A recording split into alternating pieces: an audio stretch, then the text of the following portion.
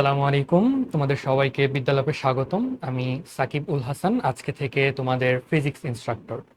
তো আমার পরিচয়টা যদি বলি, আমি হচ্ছি বর্তমানে ঢাকা ভার্সিটি আইবিএতে ফার্স্ট ইয়ারের স্টুডেন্ট। যদিও আমি আইবিএর স্টুডেন্ট, তবু ফিজিক্সের প্যাশন থেকে তোমাদের হচ্ছে ক্লাস নিতে আসা। আমি আমার হচ্ছে অ্যাডমিশন টাইমে ইঞ্জিনিয়ারিং অ্যাসপিরেন্ট ছিলাম।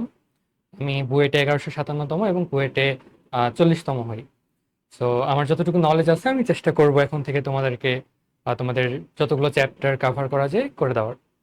আজকে আমরা যে চ্যাপ্টারটা পড়বো সেটা হচ্ছে স্ট্যাটিক ইলেকট্রিসিটি বা স্থির তড়িৎ। চলো শুরু করা যাক।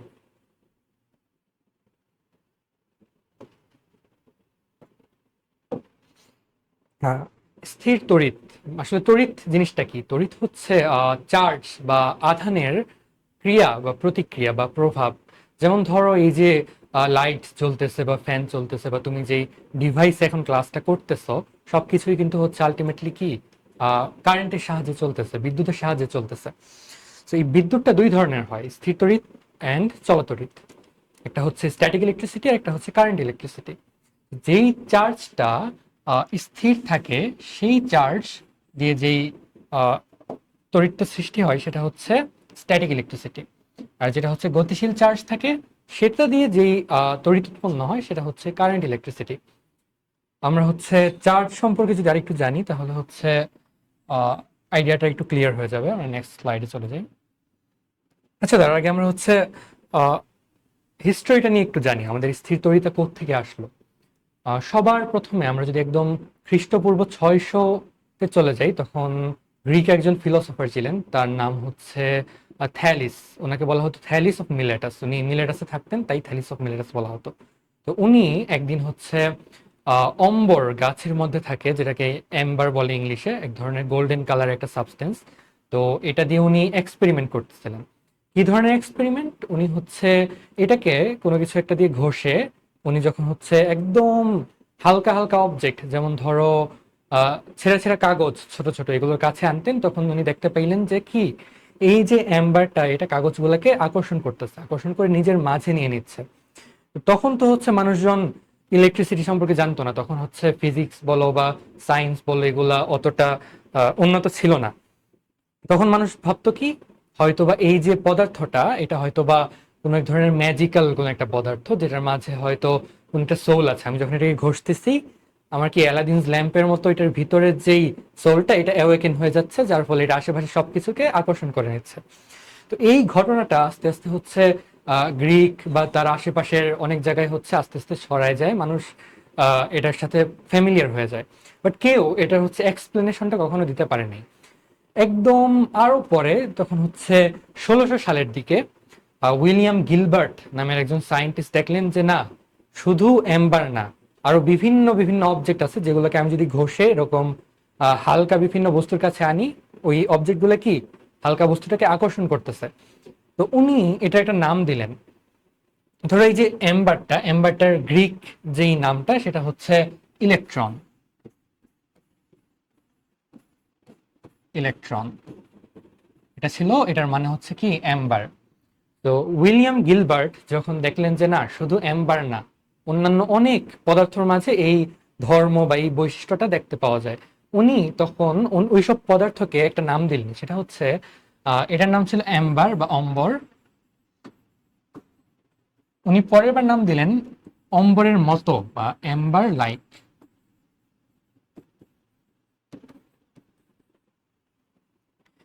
এই যে এই জিনিসটার গ্রিক নাম হচ্ছে ইলেকট্রিকাস।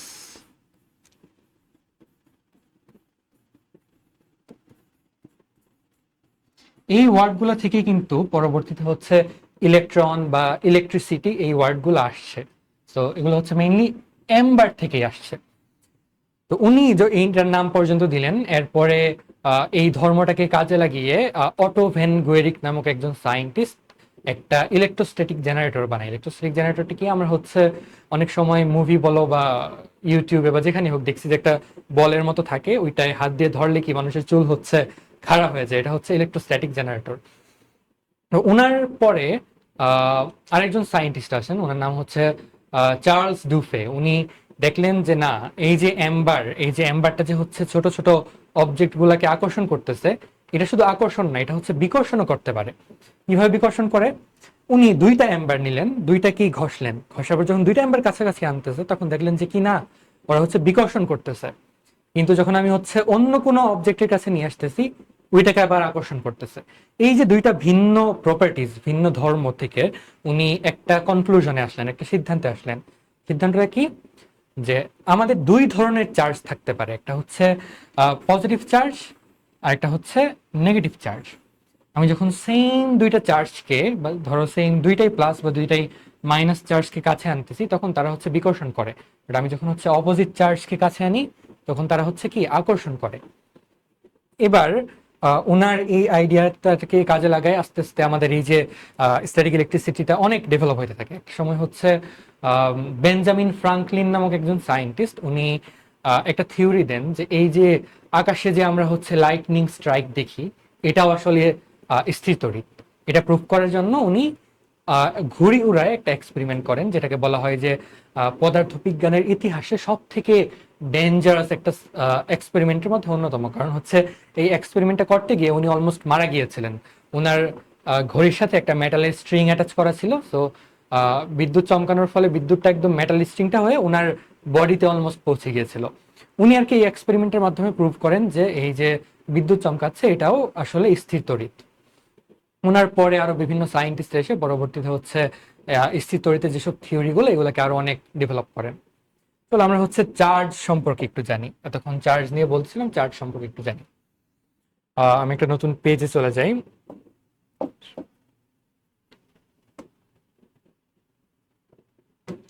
চার্জ হচ্ছে একটা বৈশিষ্ট্যের নাম। এই যে বিভিন্ন কণা বা পরমাণুর যে হচ্ছে সাব অ্যাটমিক পার্টিকেল গুলো আছে, এগুলো একটা বৈশিষ্ট্যের নাম। এটা কি করে? এটা নির্ধারণ করে দেয় যখন আমি দুইটা অবজেক্টকে কাছাকাছি রাখবো, তখন তারা পরস্পরকে আকর্ষণ করবে নাকি বিকর্ষণ করবে। যেই ধর্মটা এটা নির্ধারণ করে দেয়, এটাই হচ্ছে কি চার্জ। এন্ড চার্জকে আমরা ক্যাপিটাল কিউ অথবা স্মল কিউ দিয়ে প্রকাশ করি। আর চার্জের এসআই ইউনিট হচ্ছে কুলম। কারণ হচ্ছে আমরা একটু পরেই দেখব, কুলম ওনার একটা ফর্মুলা দেন, ওইখান থেকে হচ্ছে স্থির তড়িৎটা আরো অনেক ডেভেলপ হয়। সো এটা হচ্ছে চার্জের এসআই ইউনিট সি দিয়ে লেখা হয়।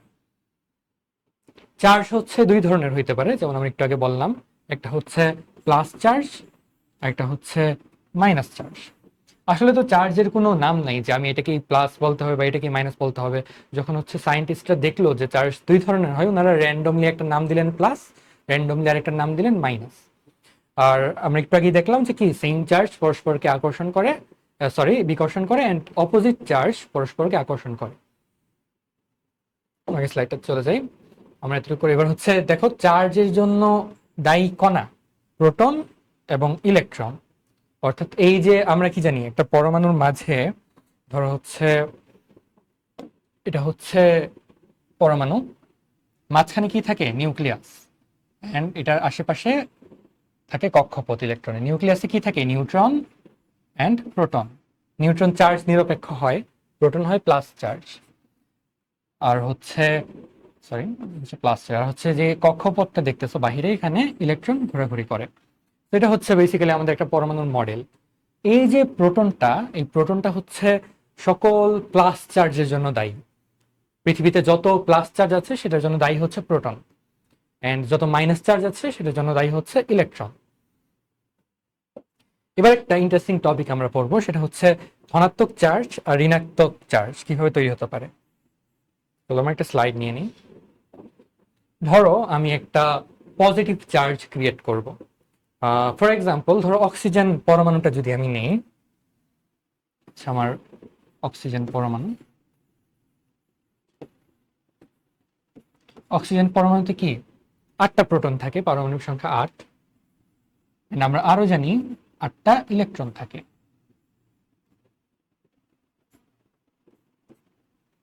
ওকে, এবার দেখো আমরা একটু আগে দেখলাম কি প্রোটন হচ্ছে প্লাস চার্জ এন্ড ইলেকট্রন হচ্ছে মাইনাস চার্জ। তো এখানে বেসিক্যালি 8টা প্লাস 8টা মাইনাস আছে। আমি যদি অ্যাড করে দেই, আলটিমেটলি কি পাচ্ছি? 0। এবার ধরো আমি হচ্ছে প্লাস চার্জ ক্রিয়েট করতে চাচ্ছি, একটা জিনিস দেখো তো, আমি প্লাস চার্জ ক্রিয়েট করতে চাচ্ছি, আমি একটা সহজ কাজ করতে পারি, আমি একটা প্রোটন অ্যাড করে দিই। প্রোটন যদি অ্যাড করে দিই তাহলে আমার প্রোটন হচ্ছে 9টা আর ইলেকট্রন 8টা থাকতেছে। এবার 9টা প্লাস 8টা মাইনাস, এবার যদি আমি অ্যাড করে দিই কি হচ্ছে, একটা প্লাস এসে যাচ্ছে। তার মানে কি প্লাস চার্জ ক্রিয়েট করার জন্য আমার একটা ওয়ে হচ্ছে প্রোটন অ্যাড করা। আর আমার কাছে কিন্তু আরেকটা ওয়েও আছে। দেখো আমি এবার কোনো প্রোটন অ্যাড করব না, 8টা প্রোটন ছিল 8টা প্রোটনই থাকলো। বাট আমি একটা কাজ করতে পারি, আমি একটা ইলেকট্রন এখান থেকে সরাই নিয়ে নিই। একটা ইলেকট্রন যদি আমি সরাই নিই, 8টা থেকে কয়টা থাকে, 7টা ইলেকট্রন। এবার যদি অ্যাড করে দেই 1 প্লাস, এবারও কিন্তু প্লাস চার্জ ক্রিয়েট হয়ে যাচ্ছে, বাট আমি কিন্তু কোনো ধরনের প্রোটন এখানে দেই নাই। আমি এখান থেকে কি করছি, একটা ইলেকট্রন নিয়ে নিয়েছি। তো আমার কাছে প্লাস চার্জ ক্রিয়েট করার জন্য দুইটা ওয়ে, হয় আমি ওকে একটা প্রোটন দিব, না হয় একটা ইলেকট্রন ওর থেকে নিয়ে নিব। সেম একইভাবে আমি যদি হচ্ছে মাইনাস চার্জ ক্রিয়েট করতে চাই, তখন আমি কি করতে পারি, হয় ওকে একটা ইলেকট্রন দিয়ে দিব অথবা একটা প্রোটন নিয়ে নিব। আমার কাছে এখন দুইটা ওয়ে, আমি প্লাস বা মাইনাস যেই চার্জে ক্রিয়েট করি না কেন, আমার কাছে দুইটা ওয়ে আছে। আমি হয় ইলেকট্রন ধনাত্মকটা যদি দেখি তাহলে আমি প্রোটন দিব অথবা ইলেকট্রন নিয়ে নিব, আর যদি হচ্ছে ঋণাত্মকটা দেখি ইলেকট্রন দিব অথবা প্রোটন নিয়ে নিব। কিন্তু দেখো একটু আগে আমরা যে হচ্ছে মডেলটা দেখলাম পরমাণুর, এই যে প্রোটন কোথায় থাকে, প্রোটন থাকে একদম নিউক্লিয়াসে। একদম নিউক্লিয়াস থেকে প্রোটন বের করে নেওয়াটা কিন্তু অনেক এনার্জির প্রয়োজন, অনেক কঠিন, এটা কনভেনশনালি করা হয় না। এই জন্য হচ্ছে সবসময় আমরা ইলেকট্রন দেওয়া বা নেওয়ার মাধ্যমে চার্জ ক্রিয়েট করবো। যদি আমি তোমাকে বলি যে হচ্ছে আমাকে প্লাস চার্জ ক্রিয়েট করে দাও, আমার ওয়ে কি হচ্ছে, আমি হচ্ছে ইলেকট্রন নিয়ে নিব। আর যদি আমি বলি যে মাইনাস চার্জ ক্রিয়েট করো, তাহলে আমি ইলেকট্রন দিয়ে দিব। এই দুটো আমাদের মনে রাখতে হবে নেক্সট টপিকগুলোর জন্য। এবার দেখো চার্জের কিছু বৈশিষ্ট্য, এই দুটো আমরা একটু আগেই পড়ে আসছি। আমরা এবার হচ্ছে এইটা পড়বো, এটা দিয়ে অনেক সময় এমসিকিউ এবং এমনকি হচ্ছে সিকিউ এর কোয়েশ্চেনও দিয়ে দেয়। এখানে কি বলছে দেখো, একবার রিডিং করে নিই। আধানের কোয়ান্টায়ন বা কোয়ান্টাইজেশন অফ চার্জ, যে কোনো বস্তুতে মোট চার্জ হলো ক্ষুদ্রতম সম্ভাব্য চার্জের, অর্থাৎ ইলেকট্রন বা প্রোটনের চার্জ এর অবিচ্ছেদ্য গুণিতক। চলো জিনিসটা কি বুঝে আসে। ধরো আমরা যে হচ্ছে টাকা ইউজ করি, আমাদের কাছে সব থেকে ছোট নোটটা কি, 1 টাকার নোট। তো আমাদের কাছে স্মলেস্ট কারেন্সি হচ্ছে 1 টাকা। এবার ধরো মানে আমাদের কি 1 টাকার নিচে তো 50 পয়সা আগে এক সময় ছিল, বাট এখন তো আর নাই। তো একটা দোকানে গিয়ে তুমি যদি বলো যে আঙ্কেল আমাকে হচ্ছে 50 পয়সা দামের একটা চকলেট দেন, তুমি কি কিনতে পারবা? তুমি কি হচ্ছে 1 টাকার নোটকে অর্ধেক করে দিয়ে বলবা যে আঙ্কেল আমার কাছে তো 50 পয়সা নাই, 1 টাকার নোট আছে, আমি হচ্ছে অর্ধেক করে দেই, আপনি 50 পয়সা বুঝেন? এটা তো কেউ মানবে না, তাই না? কারণ এটা হচ্ছে পসিবল না, টাকা অর্ধেক করলে তো টাকার ভ্যালু অর্ধেক হয়ে যায় না। আরেকটা এক্সাম্পল দেখো, ধরো হচ্ছে তুমি ডিম কিনতে গেছো দোকানে। ডিম কি একটা করে তুমি তো অর্ধেকটা ডিম কিনতে পারবে না। এবার একটা জিনিস ইমাজিন করো, ধরো তুমি হচ্ছে এমন একটা কান্ট্রিতে গেছো যেখানে হচ্ছে দোকানদার 3টা করে ডিম প্যাকেট করে রাখছে। মানে ওনার কাছে সব ধরনের ডিমের প্যাকেট আছে, বাট 3টা করে। উনি তোমাকে প্যাকেট ছাড়া আলাদা করে ডিম বিক্রি করবে না। তোমাকে ইদার 3টা কিনতে হবে বা 6টা কিনতে হবে বা 9টা কিনতে হবে বা 12টা কিনতে হবে, এরকম। এবার আমি যদি তোমাকে কোয়েশ্চেন করি যে ধরো তুমি কি এই কান্ট্রিতে 20টা ডিম কিনতে পারবা? 20টা ডিম কি তুমি হচ্ছে এভাবে প্যাকেট প্যাকেট করে পাওয়া পসিবল? দেখো তো, আমি 3টা পাবো, 6, 9, 12, 15, 18। 18-র পর কি 21 হয়ে যাচ্ছে, মাঝখানে 20 কিন্তু আসতেছে না। তো হয় আমাকে 18টা কিনতে হবে অথবা 21টা কিনতে হবে। আমি মাঝখানের 19 বলো বা 20 বলো, এগুলো আমি কিনতে পারবো না, কারণ হচ্ছে আমার প্যাকেটের মাধ্যমে কি দেওয়া যাচ্ছে না ওদেরকে। তো এখানে বোঝার একটা ওয়ে আছে। ধরো আমি তোমাকে বললাম যে একটা বড় সংখ্যা দিলাম, এটা তো আমি হচ্ছে হিসাব করে দেখতে পারতেছি, তোমাকে যদি একটা বড় সংখ্যা দেই, ধরো 101, তুমি কি 101টা ডিম কিনতে পারবা কিনা?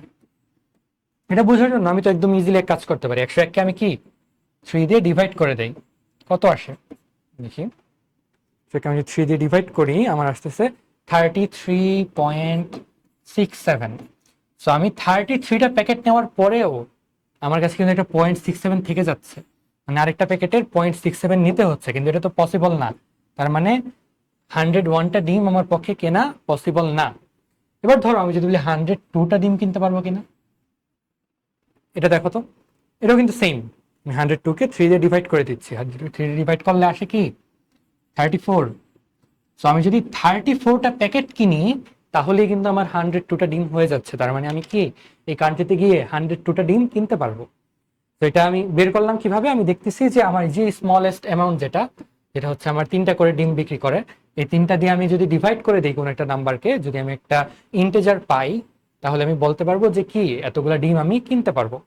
সেম একইভাবে এবার চিন্তা করো তো, আমরা একটু আগে দেখলাম কি চার্জের জন্য দায়ী পার্টিকেল হচ্ছে দুইটা, ইলেকট্রন অথবা প্রোটন। আমরা পড়ে আসছি না ইলেকট্রনের চার্জ কত, এটা ইলেকট্রনের চার্জ হচ্ছে 1.6 ইন্টু 10⁻19 কুলম্ব মাইনাস, আর প্রোটনের চার্জ হচ্ছে সেম বাট সাইনটা ভিন্ন, 1.6 ইন্টু 10⁻19 কুলম্ব। এবার দেখো এটাই কিন্তু স্মলেস্ট চার্জ, আমি কিন্তু ইলেকট্রনকে অর্ধেক করতে পারবো না, একটা ইলেকট্রন সবসময় ফুলই থাকবে। তো আমি যদি সেম কনসেপ্টটা কাজে লাগাই, আমি কি বলতে পারবো না যে আমি যেই চার্জই বানাই না কেন ওই চার্জটা আমাকে এই নাম্বারটা দিয়ে বানাইতে হবে। দ্যাট মিনস কি আমি 1.6 ইন্টু 10⁻19 চার্জটা আমি বানাইতে পারবো। এটাকে যদি আমি 2 দিয়ে মাল্টিপ্লাই করি 3.2 ইন্টু 10⁻19 কুলম্ব, এই চার্জটাও আমি বানাইতে পারবো। সো আমি এই যে স্মলেস্ট চার্জ যেটা, এটাকে যদি আমি কোনো একটা নাম্বার দিয়ে মাল্টিপ্লাই করি যেটাই আসুক না কেন ওই চার্জটা আমি বানাইতে পারবো। এটা বের করার ওয়ে কি সেম আগের মতো ভাবো। আগের বার আমরা কি করছিলাম, তোমাকে আমি একটা ডিমের নাম্বার দিয়ে বলছিলাম যে 101টা ডিম কি তুমি কিনতে পারবে, তুমি কি করছো 101কে তুমি 3 দিয়ে ডিভাইড করছো, 3 দিয়ে ডিভাইড করে যখন দেখছো যে না এখানে ইন্টিজার আসতেছে না, পূর্ণ সংখ্যা আসতেছে না, দ্যাট মিনস আমাকে প্যাকেট প্যাকেট করে 101টা ডিমে পৌঁছানো পসিবল না। বাট যখন তুমি 102কে ডিভাইড করছো তখন দেখছো কি কি পূর্ণ সংখ্যা চলে আসছে, 34 চলে আসছে। দ্যাট মিনস তুমি যদি 34টা প্যাকেট নাও তাহলে হচ্ছে 102টা ডিম তুমি ক্রিয়েট করতে পারবা, দ্যাট মিনস 102টা ডিম তুমি কিনতে পারবা। আমি যদি তোমাকে এখন হচ্ছে র্যান্ডমলি যে কোনো একটা নাম্বার দিয়ে বলি যে এই চার্জটা আমি ক্রিয়েট করতে পারবো কিনা আমাকে বের করে দাও, আমি তাহলে কি করব, এই চার্জটাকে আমি আমার স্মলেস্ট চার্জ যেটা এই যে 1.6 ইন্টু 10⁻9 এটা দিয়ে ডিভাইড করব।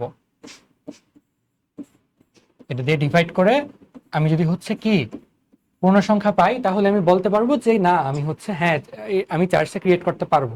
চলো একটা ম্যাথ দেখি তাহলে হচ্ছে ক্লিয়ার হয়ে যাবে।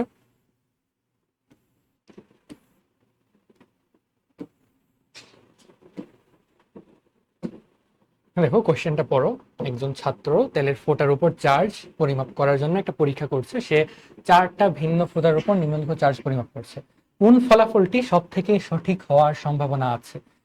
এখানে মাইনাস না, এখানে আসলে পাওয়ার, তো পাওয়ারটা উপরে হয়ে যাবে, হচ্ছে একটু বুঝে নিতে হবে। এটা ভাবো তো কি করা যায়। সেম একইভাবে আমরা যদি দেখাইতে পারি যে এই 4টা চার্জের মধ্যে কোনো একটা চার্জ বানানো পসিবল, ইন দ্যাট কেস আমি বলে দিতে পারবো যে না এই চার্জটা সঠিক হওয়ার সম্ভাবনা আছে। কারণ হচ্ছে চলো আমরা ডিভাইড করি দেখি কি হয়। প্রথমটাকে ডিভাইড করি 2.5 ইন্টু 10⁻18 ডিভাইডেড বাই হচ্ছে 1.6, 1.6 ইন্টু 10⁻19, এটাকে ডিভাইড করে আমি পাচ্ছি 15.625। দ্যাট মিনস এই চার্জটা আমি যদি বানাইতে যাই আমাকে 15.625টা ইলেকট্রন লাগবে, বাট আমি কি 0.625টাতে যাইতে পারবো, আমার তো ইলেকট্রনকে 0.625 ডিভাইড করা পসিবল না, দ্যাট মিনস এইটা অ্যান্সার হবে না। পরেরটাও ডিভাইড করে দেখো, এটাও অ্যান্সার হবে না। আমি আর ক্যালকুলেশন করতেছি না, তোমরা করে নিও, এটাও হবে না। বাট এটাকে যদি আমি ডিভাইড করি দেখো তো কি হয়, এটা হচ্ছে 2.4 ইন্টু 10⁻18 ডিভাইডেড বাই 1.6 ইন্টু 10⁻19, এখানে আমি পাচ্ছি যদি ডিভাইড করে দেই এটা আসতেছে 15। দ্যাট মিনস আমি যদি 15টা ইলেকট্রন এখান থেকে নিয়ে নিই তাহলে আমার এই চার্জটা ক্রিয়েট হয়ে যাবে, তার মানে এই চার্জটাই কি সঠিক হওয়ার সম্ভাবনা আছে। আমরা হচ্ছে আরেকটা ম্যাথ দেখব নেক্সট। 500 গ্রাম পানিতে ঋণাত্মক এবং ধনাত্মক চার্জ কত, এটা বোঝার জন্য আমাদের একটু বুঝতে হবে, আমরা যদি চার্জটা বের করতে চাই, পানি কি, পানি হচ্ছে কি H2O। আমরা কি জানি একটা H2O তে কয়টা প্রোটন এন্ড কয়টা ইলেকট্রন আছে আমরা বের করতে পারবো না, চলো দেখি তো। H2O মানে কি, এখানে হচ্ছে দুইটা হাইড্রোজেন আছে অ্যান্ড হচ্ছে একটা অক্সিজেন আছে। একটা অক্সিজেনে 8টা প্রোটন 8টা ইলেকট্রন, একটা হাইড্রোজেনে একটা প্রোটন একটা ইলেকট্রন, দ্যাট মিনস দুইটা হাইড্রোজেনে দুইটা প্রোটন দুইটা ইলেকট্রন।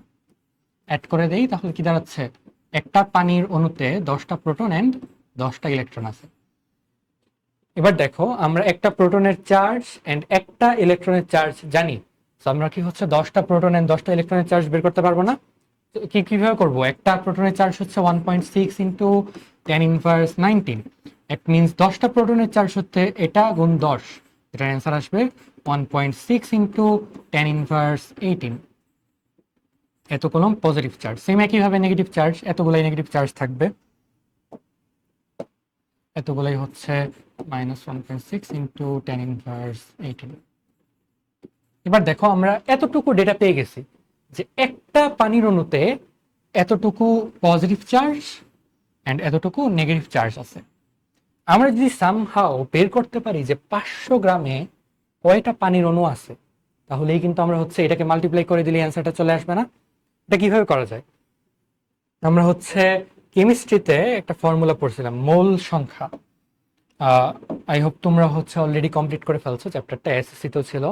মোল সংখ্যা কি? কোনো একটা অ্যামাউন্টের মাঝে যদি অ্যাভোগাড্রো নাম্বার সংখ্যক পরমাণু বা অণু থাকে, তাহলে ওই পরিমাণটাকে আমরা এক মোল বলি। অ্যাভোগাড্রো নাম্বার কোনটা? নাম্বার অফ অ্যাভোগাড্রো, এটা হচ্ছে 6.023 ইন্টু 10⁻23। সো দ্যাট মিনস কি, কোনো একটা অ্যামাউন্টে যদি এতগুলা পানির অণু থাকে তাহলে সেটা হচ্ছে এক মোল পানি। তাহলে আমি এটাকে যদি ফর্মুলাতে নেই, মোল সংখ্যা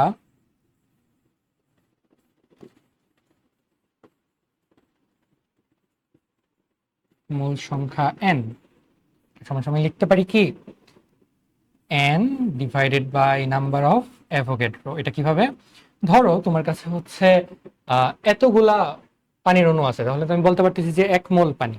আমি যদি তোমাকে বলি যে না আমার কাছে হচ্ছে 7 × 10⁻24টা অণু আছে, তাহলে এখানে কত মোল আছে? আমি জাস্ট এখানে কি n এর মান 7 × 10⁻24 বসাই দিব, তাহলেই হচ্ছে কত মোল আছে এসে যাবে। অ্যাভোগাড্রো নাম্বারটা আমরা অলরেডি জানি। মোলের আরেকটা ডেফিনেশন ছিল, কোনো একটা অ্যামাউন্টে ধরো একটা পরমাণু, যদি ওই পরমাণুটার পারমাণবিক ভরের গ্রাম পরিমাণ থাকে তাহলে ওইটাকেও আমরা এক মোল বলি। জিনিসটা কি? ধরো অক্সিজেনের পারমাণবিক ভর কত? অক্সিজেনের পারমাণবিক ভর হচ্ছে 16। যদি আমার কাছে 16 গ্রাম অক্সিজেন পরমাণু থাকে তাহলে ওই অ্যামাউন্টটাকে আমি বলতে পারবো 1 মোল অক্সিজেন পরমাণু। O2 না কিন্তু, আবার O2 হচ্ছে কি অনুর হয় আণবিক ভর, O2 আণবিক ভর হচ্ছে 32, ওইটা না। ধরো সোডিয়ামের পারমাণবিক ভর কত? 23। তো আমার কাছে যদি হচ্ছে কি 23 গ্রাম সোডিয়াম থাকে, তাহলে আমি বলতে পারবো যে আমার কাছে হচ্ছে 1 মোল সোডিয়াম আছে। এই যে কনসেপ্টটা, এই কনসেপ্টটা থেকে আমি আরেকটা ফর্মুলা ডিরাইভ করতে পারি। আচ্ছা, আরেকটা জিনিস দেখো তো, আমাকে যদি হচ্ছে 46 গ্রাম সোডিয়াম থাকে তাহলে সেটা কি 2 মোল সোডিয়াম। এখান থেকে আমি একটা ফর্মুলা লিখতে পারি না, n equals m by m nought. এই এমটা কি? এই এমটা হচ্ছে আমার কাছে যতটুকু পরিমাণ আছে, ধরো আমার কাছে হচ্ছে 30 গ্রাম সোডিয়াম আছে, তো আমি এখানে এম এর মান 30 বসাবো, অ্যান্ড এই এম নটের মান বসাবো হচ্ছে সোডিয়ামের পারমাণবিক ভর, যেটা হচ্ছে 23। আমরা একটু ক্লিন করে জিনিসটা লিখি, এই লাইনটা আমাদের মনে রাখা লাগবে। হচ্ছে মোল সংখ্যা n ইকুয়ালস টু হচ্ছে n by number of Avogadro equals m by m। এটা হচ্ছে আমার কাছে যেই পরিমাণ বা যতগুলা অণু পরমাণু আছে, আর এটা হচ্ছে আমার কাছে যত গ্রাম অণু বা পরমাণু আছে। এই লাইনটা আমরা হচ্ছে একদম মুখস্থ করে ফেলবো, এটা আমাদের অনেক জায়গায় লাগবে, কেমিস্ট্রি বলো ফিজিক্স বলো সবখানেই লাগবে। এবার দেখো তো আগের স্লাইডটাই যদি আমরা যাই, এটা আমরা কপি করে নিই।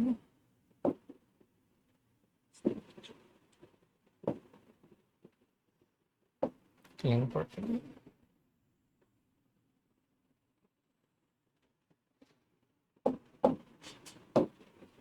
এখানে কি বলছে 500 গ্রাম পানি, দ্যাট মিনস কি এম এর ভ্যালু হচ্ছে 500। আমাদের টার্গেট কি ছিল 500 গ্রাম পানিতে কতগুলা অণু আছে সেটা বের করা।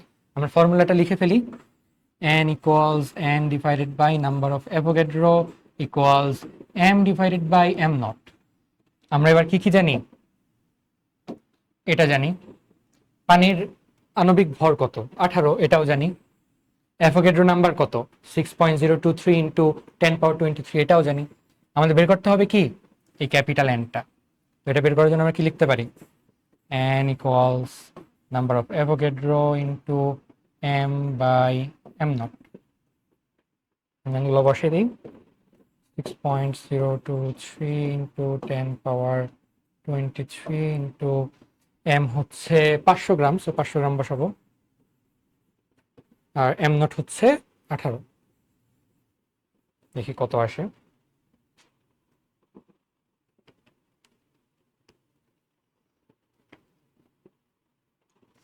এখানে আসতেছে 1.67 ইন্টু 10 পাওয়ার 25। আমি এটা কি পাইলাম, এই যে আমার এখানে 500 গ্রাম পানি বলা, এই 500 গ্রাম পানি মানে হচ্ছে 1.67 ইন্টু 10 পাওয়ার 25 টি পানি। এতগুলা অণু আছে 500 গ্রাম পানির মধ্যে। আমরা আগের পেজটায় যদি যাই, আমরা এখানে একটা ক্যালকুলেশন করছিলাম, এই যে একটা পানির অণুতে টোটাল প্লাস চার্জ থাকে এত অ্যান্ড মাইনাস চার্জ থাকে এত। সো একটা পানির অণুতে যদি এতগুলা থাকে, তাহলে এতগুলা পানির অণুতে টোটাল কয়টা প্লাস চার্জ এন্ড কয়টা মাইনাস চার্জ আমরা বের করতে পারবো না। কিভাবে বের করবো, আগেটাকে জাস্ট মাল্টিপ্লাই করে দিব। আমরা জানি কি একটি পানির অণুতে প্লাস চার্জ সমান সমান হচ্ছে 1.6 ইন্টু 10 ইনভার্স 18 কলাম।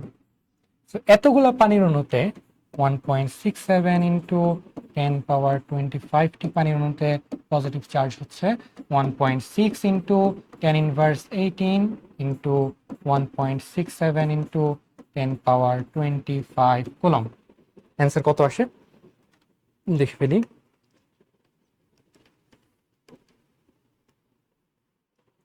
অ্যান্সার আসতেছে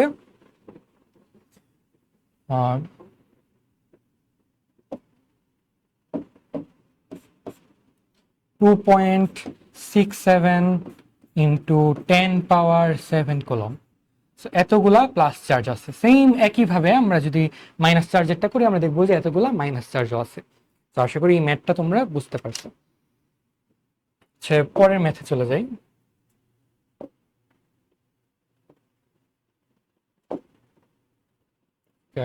আচ্ছা, এটা এটা আমাদের পরের টপিক লাগবে, আমরা আবার আগে স্লাইডে চলে যাই।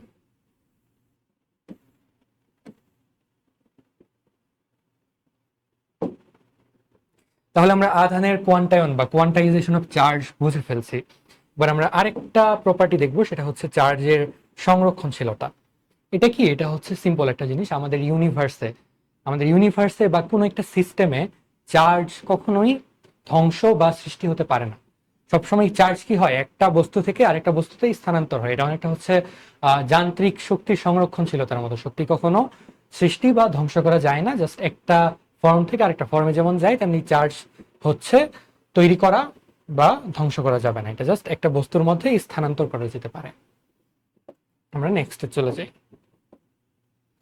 এবার আমরা হচ্ছে দুইটা স্পেশাল চার্জ নিয়ে পড়বো, একটা হচ্ছে বিন্দু চার্জ আর একটা হচ্ছে টেস্ট চার্জ।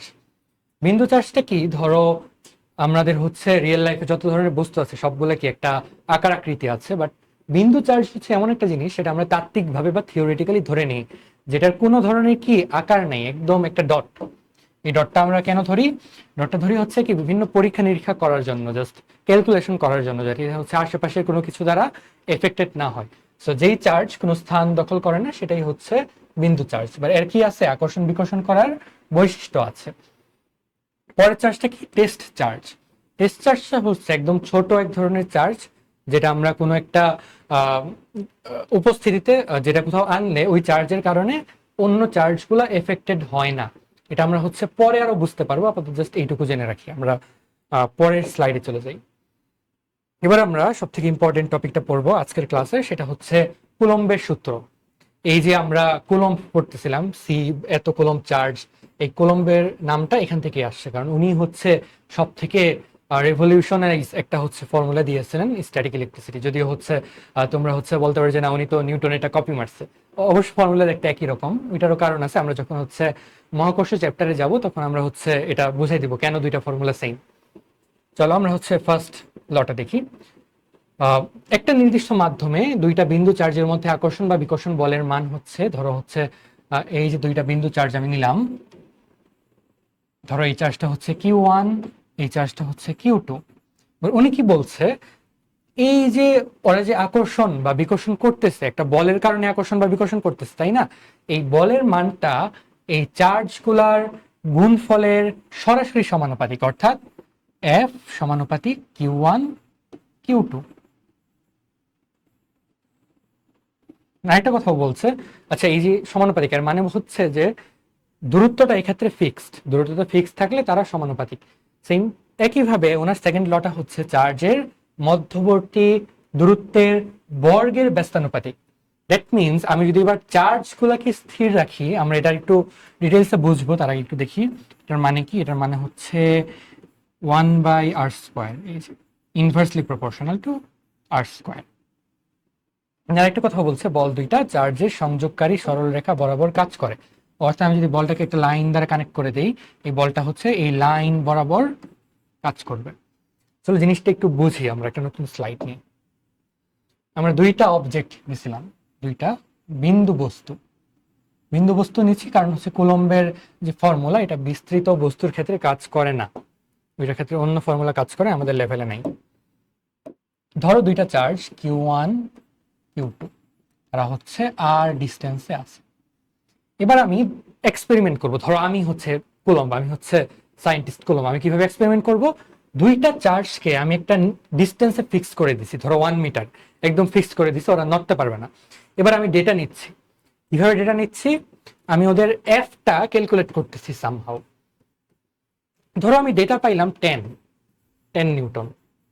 এবার আমি করলাম কি, এই যে Q1 আর Q2 এর আগের যে গুণফলটা ছিল, ধরো আগের গুণফলটা ছিল কি 4, আমরা জাস্ট এক্সাম্পল দিচ্ছি, এটা এক্সাক্ট ভ্যালু না।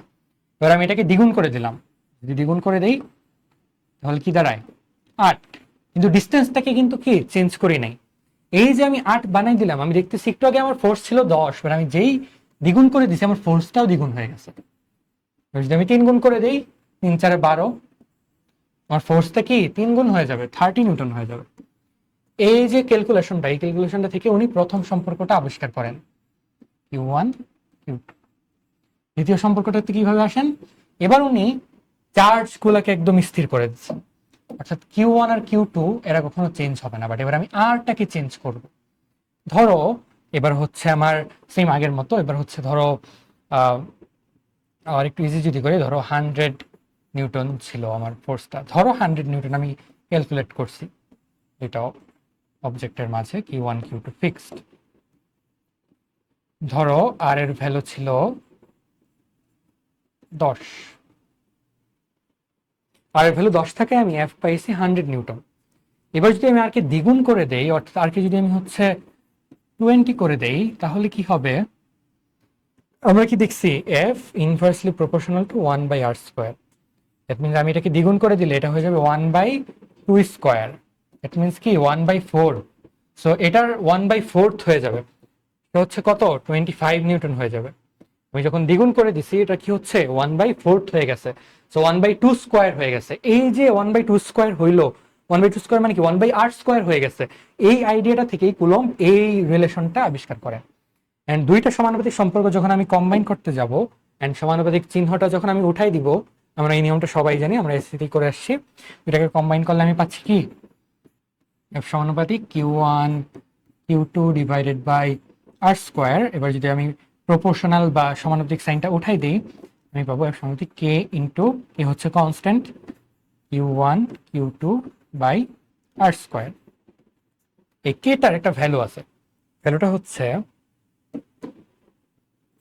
K equal 1/4πε0। এটাকে ক্যালকুলেট করলে আসে 9 × 10⁻৯। এবার আমরা কে এর এককটা ক্যালকুলেট করি।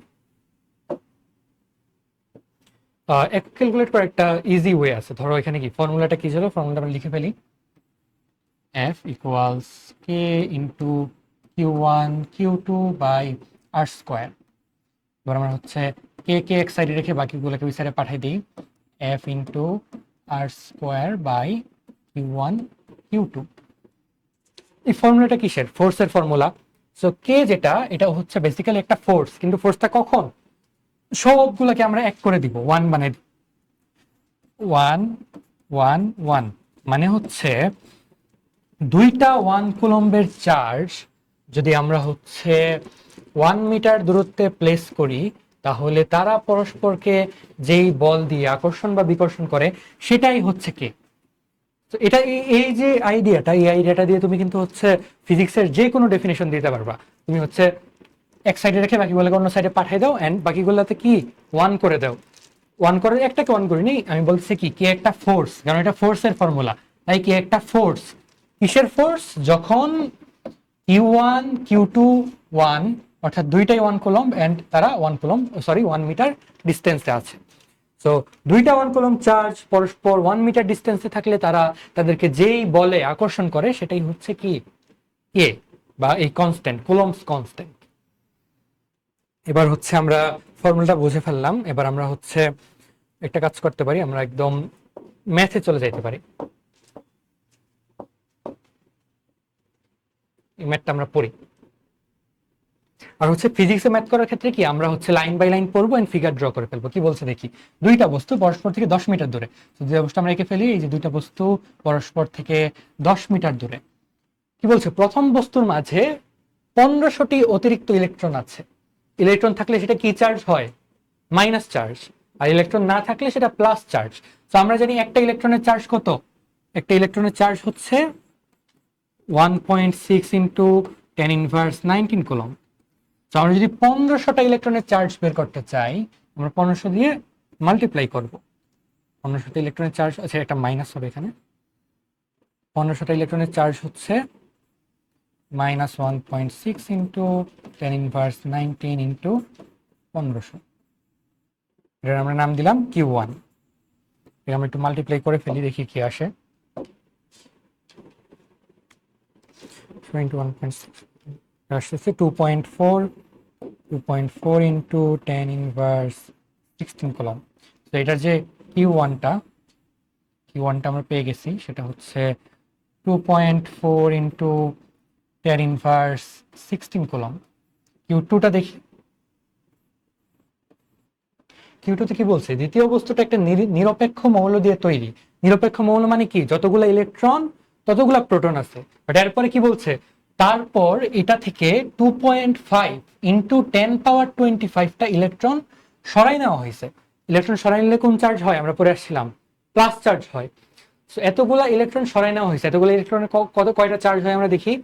একটু আগে দেখছিলাম একটা ইলেকট্রনের চার্জ হচ্ছে 1.6 into 10⁻19 coulomb. So that means এতগুলো ইলেকট্রনের চার্জ হচ্ছে এত ইন্টু এত, কত আসে, 2.5 ইন্টু 10⁻25 ইন্টু 1.6 10⁻19, এটা আসে 4 ইন্টু 10⁻6 কুলম্ব। এবার আমরা Q1 আর Q2 দুইটাই পেয়ে গেছি। বাকিটা ইজি, বাকিটা আমরা পারবো। কি বলছে, তাদের উপর ক্রিয়াশীল তড়িৎ বল গণনা করো।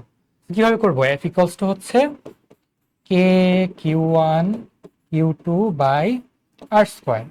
এবার তোমরা জাস্ট ভ্যালুগুলো বসাই দিবা, কে এর মান তোমরা বসাই দিবে। কে এর মান হচ্ছে 9 ইন্টু 10⁻9, এরপর এফ এর ভ্যালু যেটা আসে সেটাই। এবার আরেকটা কথা বলছে, সেটা হচ্ছে একদম ইজি, তারা কি একে অপরকে বিকর্ষণ করবে নাকি আকর্ষণ করবে। আমরা কি জানি, এখানে চার্জ দুইটা কি, একটা হচ্ছে কি এই যে এটা কি, সরি এটা মাইনাস বসবে কজ হচ্ছে ইলেকট্রন, এটা হচ্ছে মাইনাস চার্জ, এটা হচ্ছে প্লাস চার্জ। সো একটা মাইনাস আর একটা প্লাস, দুইটা অপোজিট চার্জ পরস্পরকে কি করে, আকর্ষণ করে। সেটাই হচ্ছে অ্যান্সার। পরের ম্যাথটায় চলে যাই। এই ম্যাথটা ইন্টারেস্টিং। এটা হচ্ছে দুইটা বস্তু, একটা হচ্ছে 8 কুলম আর একটা হচ্ছে কত 10 কুলম, পরস্পর 1 মিটার দূরে আছে। So, আমরা হচ্ছে ম্যাথ করার সময় লাইনগুলো পড়বো এন্ড ফিগার ড্র করে ফেলবো। পরে কি বলছে, তারা যথাক্রমে 1 গ্রাম, অর্থাৎ প্রথমটা 1 গ্রাম, পরেরটা হচ্ছে 2 গ্রাম।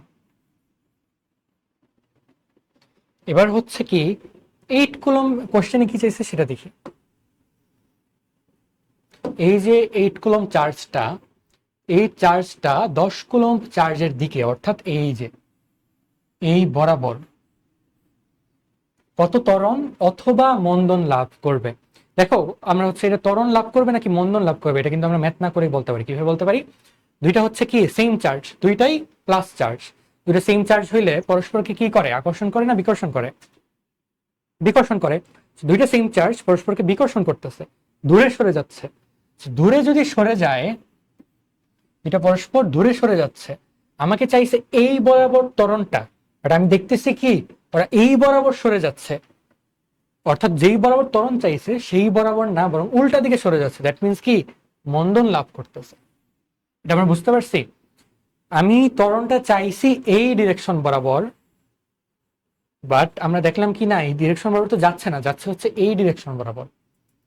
যেহেতু উল্টা দিকে যাচ্ছে তাই ত্বরণটা মাইনাস হয়ে যাচ্ছে। মাইনাস ত্বরণকে আমরা কি বলি, মন্দন বলি।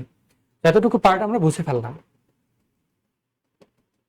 এবার চলো ম্যাথ করি। আমাকে কি বলছে, তো কত ত্বরণ অথবা মন্দন লাভ করবে। ত্বরণ বা মন্দনের ফর্মুলা কোনটা, এফ ইকুয়ালস এম এ। এটা হচ্ছে আমরা নিউটনিয়ান মেকানিক্সে পড়ে আসছি। এবার দেখো এম বলে দিছে, আমি এখান থেকে কি লিখতে পারি, A equals F by M. M তো আমি জানি, আমাকে কার ত্বরণ বের করতে বলছে, 8 কুলম চার্জের। সো এমটাও হবে কার, 8 কুলম চার্জের। এখানে এম কত, 1 গ্রাম। এটা হচ্ছে 1 গ্রাম। কিন্তু আমি কি এফ জানি, এফ তো কোশ্চেনে দেওয়া নাই। কিন্তু দেখো এফ দেওয়া নাই, বাট এফ বের করার জন্য এনাফ ডেটা দেওয়া আছে। কি কি ডেটা দেওয়া আছে, এই যে Q1, এই যে Q2, এন্ড এটা কি ওদের মধ্যে distance. So Q1 Q2 and আর সব দেওয়া আছে। আমরা কি এফ এ বসে দিতে পারি না, এফ ইকুয়ালস টু হচ্ছে কে Q1 Q2 by R square. এই যে বলটা, এই যে কুলম ফোর্সটা, এই বলের কারণেই তো হচ্ছে ত্বরণ লাভ করবে। সো আমি এটা সমান সমান এম এ লিখে দিতে পারি। আমার বের করা লাগবে কি, এ বের করা লাগবে। সো আমি এটাকে এক সাইডে রেখে বাকিগুলোকে অন্য সাইডে নিয়ে যাই। A equals K Q1 Q2 by M R square. এবার জাস্ট আমরা ভ্যালুগুলো বসাই দিব। কে এর মান হচ্ছে কি 9 × 10⁹, Q1 হচ্ছে 8 কুলম অ্যান্ড Q2 হচ্ছে 10 কুলম, আর হচ্ছে 1 মিটার, এম হচ্ছে 1 গ্রাম। গ্রাম থেকে আমাদের কেজিতে নিতে হবে। 1 গ্রাম মানে হচ্ছে 1 × 10⁻³ কেজি। এই যে ডেটাগুলো বসাই দিলেই আমি অ্যান্সারটা পেয়ে যাবো। আমি আর বের করতেছি না, আমরা নেক্সট ম্যাথে চলে যাই। তখন আমাদের বেশি করে ম্যাথ করতে হবে। এই ম্যাথটা একটু দেখি। দেখো 3টা বস্তু দেওয়া আছে, 1 2 3। আমরা বসাই নি। এটা হচ্ছে ধরো Q1 6 ন্যানোকুলম, এটা হচ্ছে Q2 -10 ন্যানোকুলম, Q3 +8 ন্যানোকুলম। এটা হচ্ছে 2 সেন্টিমিটার দূরে, 2 সেন্টিমিটার, হচ্ছে 5 সেন্টিমিটার দূরে। কি চাইছে, মাঝের বস্তুর উপর নেট বল হিসাব করো। চলো আমরা একটু বুঝি। মাঝের বস্তুটা কি -10 ন্যানোকুলম, অর্থাৎ এটা হচ্ছে মাইনাস চার্জ। এটা কি প্লাস চার্জ, এটা কি এটাও প্লাস চার্জ। আমাদের কুলম্বের যে ফর্মুলাটা, এটা কি 3টা বস্তুর জন্য, এটা কি Q1 Q2 Q3 নাকি 2টা বস্তুর জন্য? 2টা বস্তুর জন্য। আমরা একটু আগে দেখে আসছি। তো আমরা এই যেখানে 3টা নিয়ে একসাথে কাজ করতে পারবো না, আমরা 2টা করে বের করি। তো আমরা প্রথমে এই 2টার জন্য বের করব। ওরা অপোজিট চার্জ, সো ওরা হচ্ছে পরস্পরকে কি আকর্ষণ করবে। সো ওরা এই যে 2টা চার্জ পরস্পর কাছে চলে আসতে চাইবে। সো ওরা পরস্পর কাছে আসতে চাইবে, অর্থাৎ মাঝের যে বস্তুটা সেটা এই বরাবর একটা ফোর্স পাবে। এটার নাম আমরা দিলাম Q3। F3, কজ হচ্ছে এটা Q3 এর কারণে পাচ্ছে, তো এটার নাম দিলাম কি F3। এবার দেখো তো এই দুইটাকে যদি আমরা নিই, এবার ওই দুইটাকে না, এটা প্লাস চার্জ, এটা মাইনাস চার্জ, দুইটা অপোজিট চার্জ, দুইটা পরস্পরকে আকর্ষণ করবে। আকর্ষণ করলে এই যে দুইটা আকর্ষণ আকর্ষণ করে কাছে চলে আসতে যাবে। এটা কোন দিকে যাচ্ছে? এদিকে যাচ্ছে, তার মানে কি এই বরাবরও আরেকটা আকর্ষণ বল পাচ্ছে, এটার নাম আমরা দিলাম F1। এবার দেখো F3 এদিকে, F1 এদিকে, একটা এদিকে আরেকটা হচ্ছে একটা এদিকে। এটা তোমরা হচ্ছে অনেকটা ভেক্টরি করে আসছো, অবশ্য আমি একটু আইডিয়া দিয়ে দিই। তাও ধরো হচ্ছে অনেক হচ্ছে রশি টানাটানি খেলা দেখছো না, যে হচ্ছে এই সাইড থেকে কি ধরো 100 জন টানতেছে, এই সাইড থেকে 90 জন টানতেছে, তাহলে এটা রশিটা আলটিমেটলি কোন দিকে যাবে? এদিকে যাবে। তো হচ্ছে এদিকে বেশি মানুষ, ধরে ধরে নেই তার হচ্ছে সমান শক্তি, সবার শক্তি হচ্ছে কি সমান। তো ওরা হচ্ছে হচ্ছে এদিকে চলে যাবে। আমি কিভাবে বের করলাম? 100 মাইনাস 90 আসতে আসছে কি 10, সো এক্সট্রা 10 এই বরাবর থেকে যাচ্ছে। এই কনসেপ্টটা আমরা কাজে লাগাই এখানে, চলো।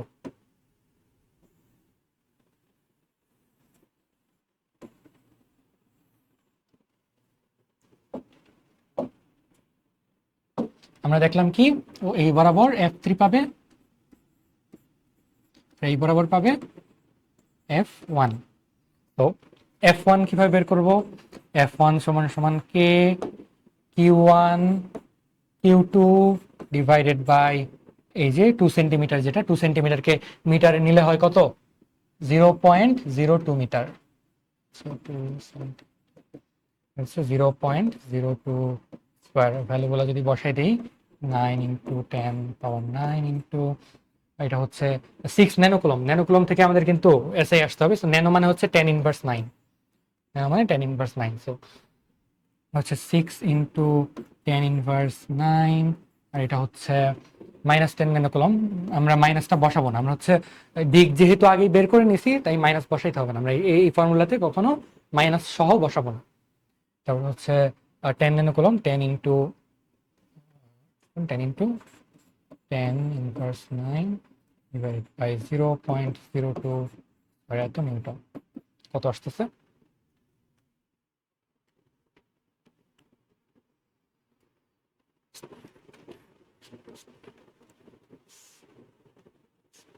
এটা আসতেছে আমার 1.35, 1.35 ইন্টু 10⁻³ নিউটন। আমরা হচ্ছে F1 পেয়ে গেছি। সেম একইভাবে আমরা F3টা বের করব। কে হচ্ছে Q3 আর Q2 এর মাঝে, যেহেতু Q2 Q3 ওরা হচ্ছে 5 সেন্টিমিটার মানে 0.05 মিটার। যদি আমি ক্যালকুলেট করি তাহলে পাচ্ছি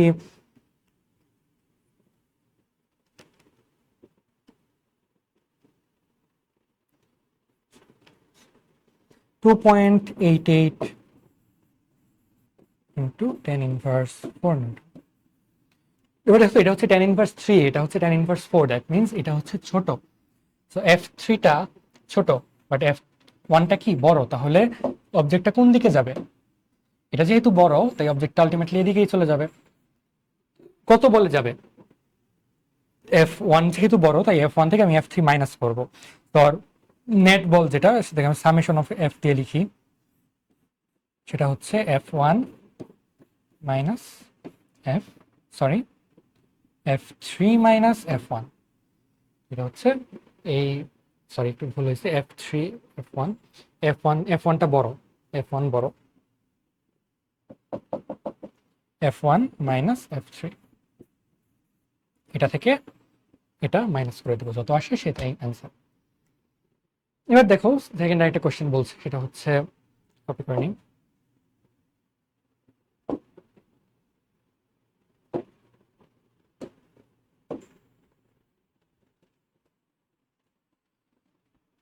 এখানে কি বলছে?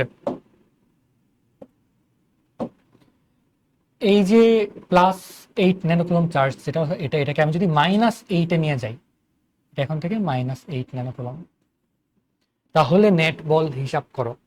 এবার দেখো কি হবে, এটা মাইনাস, এটাও মাইনাস, এন্ড এটা প্লাস। আবার সেম একইভাবে আমরা দুইটা দুইটা করে নিব। প্রথমে এই দুইটা কাউন্ট করি। এবার দেখো দুইটাই মাইনাস চার্জ, দুইটাই সেম চার্জ। দুইটা সেম চার্জ যদি রাখি তারা কি করবে, পরস্পরকে বিকর্ষণ করবে। গতবার আমরা দেখছিলাম এরকম আসতেছিল, অর্থাৎ এই দিকে আমার এফ এর ডিরেকশনটা ছিল, বাট এবার যেহেতু বিকর্ষণ করতেছে দ্যাট মিনস কি আমার এফ এর বিকর্ষণ মানে এই দিকে চলে যাচ্ছে, আমার এফ এর ডিরেকশনটা এবার এই দিকে, এই বরাবর আমার এবার কি এটা আমরা ধরে নিলাম Q1 Q2 Q3, এই বরাবর আমার F3টা কাজ করতেছে। এবার এই দুইটা দেখি, এই দুইটা দেখো তো, এটা মাইনাস এটা প্লাস, দুইটা কি অপোজিট, অপোজিট হলে কি করবে, অ্যাট্রাক্ট করবে, অ্যাট্রাক্ট করলে কি আগের বারের মতোই এরকম না, দ্যাট মিনস কি এদিকে F1। এবার দেখো F3টাও এদিকে, F1টাও এদিকে। ধরো কোনো একটা গাড়িকে তুমি 5 নিউটন বলে ঠেলতেছো, এবার তোমার আরেক ফ্রেন্ড এসে ও আরো 5 নিউটন বলে ঠেলতেছে, সেম একই দিকে যদি দুইজন ঠেলো গাড়ির স্পিড কি বেড়ে যাবে না?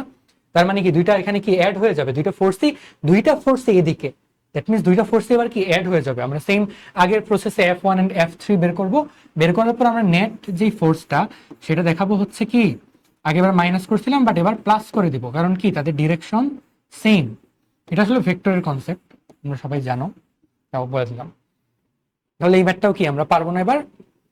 প্রসেস মানে কি, এখানে তিনটা অবজেক্ট ছিল, বাট আমি কি আমার কুলম্বের ফর্মুলা কি তিনটা অবজেক্ট নিয়ে কাজ করে না, আমার কুলম্বের ফর্মুলা হচ্ছে দুইটা অবজেক্ট নিয়ে। সো আমি দুইটা করে হিসাব করছি, দুইটা করে হিসাব করে তারপর হচ্ছে কি ক্যালকুলেট করছি আলাদাভাবে। একটা জিনিস আমরা হচ্ছে একটু লিখে রাখি কুলম্বস ফর্মুলাতে,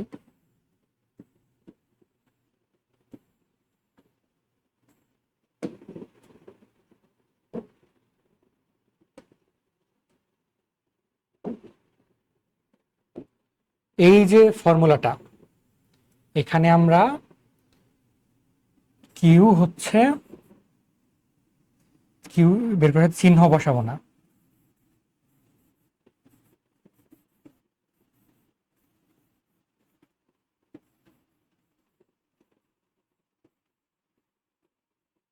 আমরা আলাদা করে আগেই দিক বের করে নিব।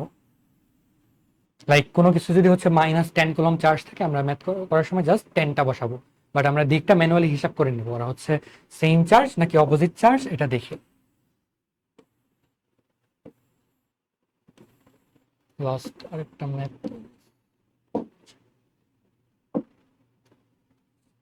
এই যে এই ম্যাথটা দেখি, এটা একটা ইন্টারেস্টিং ম্যাথ। এখানে দেখো কি বলছে,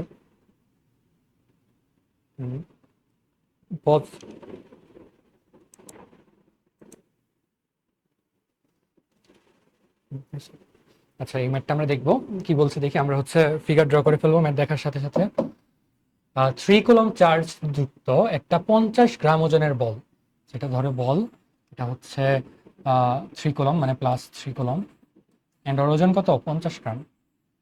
আমরা এসআই ইউনিটে নিয়ে নিই, 50 গ্রাম মানে হচ্ছে 0.05 কেজি। মাটি থেকে 3 মিটার উঁচুতে স্থাপন করা হলো, এই ডিসটেন্সটা হচ্ছে 3 মিটার। কি বলছে, বলটিকে ভাসমান রাখার জন্য মাটিতে ঠিক নিচে, অর্থাৎ এই জায়গাতে, ঠিক এই জায়গাটায় আমাকে কত পরিমাণ চার্জ স্থাপন করতে হবে। এটা কিন্তু অনেক কনসেপচুয়াল একটা ম্যাথ, চলো আমরা বুঝি। ধরো একটা বল আমি এখানে রাখলাম, বলটা ধরো এটাই আমি রাখলাম, যে যখন আমি ছেড়ে দিচ্ছি এটা কি নিচে পড়ে যাচ্ছে, তো আমি যখন বলটা রাখবো বলটা হচ্ছে নিচে পড়ে যেতে চাইবে, আমার কি ওকে যদি আমি ভাসমান রাখতে চাই এই পড়ে যাওয়াটা আটকানো লাগবে। কিভাবে আটকানো যায়, ধরো আমাকে বলছে চার্জ স্থাপন করা লাগবে। সবার ফার্স্টে আমরা ভাবি এখানে আমি প্লাস চার্জ দিব নাকি মাইনাস চার্জ দিব। ধরো আমি এখানে মাইনাস চার্জ দিলাম, ধরো এটা প্লাস এটা মাইনাস, দুইটা কি অপোজিট, অপোজিট হলে কি করে আকর্ষণ করে। এবার দুইটা যদি আকর্ষণ করে, দেখো এই যে বলটা কিন্তু গ্রাভিটির কারণে অলরেডি এমনি পড়ে যাচ্ছে, তার উপর আরো আকর্ষণ করতেছে, দ্যাট মিনস ওকে আরো স্পিডে পড়ে যাবে। আমাকে বলছে ভাসমান রাখতে পারে, আমি মাইনাস চার্জ দিয়ে দেখলাম কি যে না ও আরো স্পিডের নিচে পড়ে যাইতেছে, আমার লাভ হইতেছে না, আমারও লস হইতেছে, আরো স্পিডের নিচে নামে যাইতেছে। আমার টার্গেট হচ্ছে কি আমি ওকে ভাসমান রাখবো। এবার ধরো আমি মাইনাস না, এবার আমি হচ্ছে প্লাস চার্জ দিয়ে দেখি কি হয়। প্লাস চার্জ দিলাম, এটাও প্লাস এটাও প্লাস, প্লাস চার্জ পরস্পরকে কি করে বিকর্ষণ করে। দুইটা প্লাস চার্জ যখন আমি রাখছি পরস্পরকে বিকর্ষণ করতেছে। এবার একটা মজার ঘটনা ঘটবে। এই যে গ্রাভিটির কারণে, ধরো গ্রাভিটিকে আমি এফ অফ জি লিখলাম, গ্রাভিটেশনাল ফোর্স, গ্রাভিটির কারণে ও নিচে পড়ে যেতে চাইতেছে, বাট সেম চার্জ রাখার কারণে একটা বিকর্ষণ পাচ্ছে উপরের দিকে। এই যে বিকর্ষণটা পাইতেছে, এই বিকর্ষণটা কিন্তু ওকে পড়ে যাইতে দিচ্ছে না। তো আমি যদি এখানে সেম চার্জ রাখি তাহলেই কিন্তু আর কি বলটা পড়ে যাবে না। বাট এখানে একটা কথা আছে, আমি এখানে যে কোনো মানের চার্জ বসে দিলে হবে না, কত মানের চার্জ বসাইতে হবে এটাই আমাকে বের করতে হবে। আমি এতটুকু বুঝলাম যে আমার এখানে প্লাস চার্জ দিতে হবে, কারণ প্লাস চার্জ পরস্পরকে বিকর্ষণ করবে, এন্ড বিকর্ষণের কারণে বলটা ভেসে থাকবে। এবার আমরা এই সিচুয়েশনটা একটু অ্যানালাইসিস করি। তো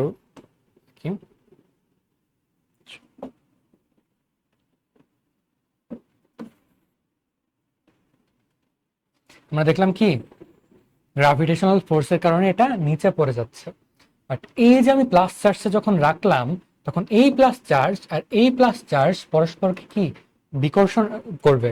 তো বিকর্ষণটা কোন দিকে হবে, যেহেতু দূরে সরে যাচ্ছে তার মানে বিকর্ষণটা হবে উপরের দিকে।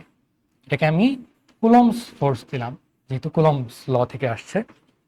তো দেখো, যদি কোনো একটা বস্তুর এদিকে, আমরা একটু আগে যে রশির যে এক্সাম্পলটা দেখতেছিলাম, ধরো এদিকে 90 জন, এদিকে 100 জন, সমান শক্তির যদি হয় সবাই যদি ভাবে ঠেলে, তাহলে রশিটা কোন দিকে চলে যাবে, আলটিমেটলি এদিকে চলে যাবে।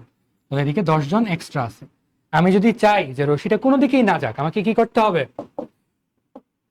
এই জায়গাতে যে 90 ছিল এখানেও আমাকে 100 দিতে হবে। দুই জায়গাতে যখন সেম ফোর্স চলে আসতেছে তখন আলটিমেটলি ফোর্স গুলা কি ক্যান্সেল আউট হয়ে যাচ্ছে, কোনো দিকেই যাচ্ছে না। তো আমি যদি চাই ওকে আমি ভাষায় রাখবো, আমাকে কি এখানে দুইটা ফোর্স ইকুয়াল করে দিতে হবে না? অর্থাৎ নিচের দিকে যে ফোর্সটা আমাকে টানতেছে বলটাকে, ওই ফোর্সের সমান একটা ফোর্স আমি উপরের দিকে যদি দিতে পারি, তাহলেই তো হচ্ছে আলটিমেটলি কি বলটা স্থির থাকতেছে। তো আমি এখানে কি লিখতে পারি না, এফ অফ জি, মুছে দেই, এখানে লিখতে পারি F of G equals to F of C. Gravitational force মানে কি এমজি,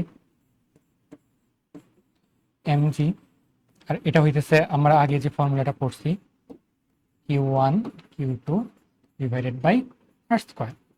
আমাকে কি বের করতে হবে, দেখো আমি এটাকে ধরে নিলাম Q1, এটা হচ্ছে Q2, আমাকে তো Q2 তাই বের করতে হবে। Q1 তো আমি জানি 3 কুলম্ব, তো এটার ভ্যালু আমি জানি 3 কুলম্ব। আর এর ভ্যালুও জানি, আর এর ভ্যালু কত, 3 মিটার। এ কনস্ট্যান্টটাও জানি, তারপর হচ্ছে এম হচ্ছে 0.05 কেজি, জি এর ভ্যালু আমরা জানি 9.8। এই ইকুয়েশন থেকে আমরা তাহলে কি Q2 এর ভ্যালু বের করে ফেলতে পারবো না? তাহলে তো বের করে দেখি, আমি ক্যালকুলেশনটা করি, তোমরা হাতে করে নিও।